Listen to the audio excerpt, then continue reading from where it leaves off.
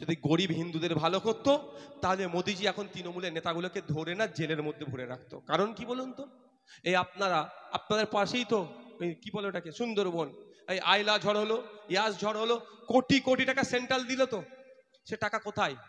এখানে তো নাকি, মানে ব্যাংকে তৃণমূল নেতারা খেয়ে নিল। কিন্তু এই বাসন্তী যদি ধর্মীয় হিসাবে যদি বলি, হিন্দু বেশি না মুসলমান বেশি? হিন্দু ভাই বেশি, গরিব হিন্দু না ম্যাক্সিমাম।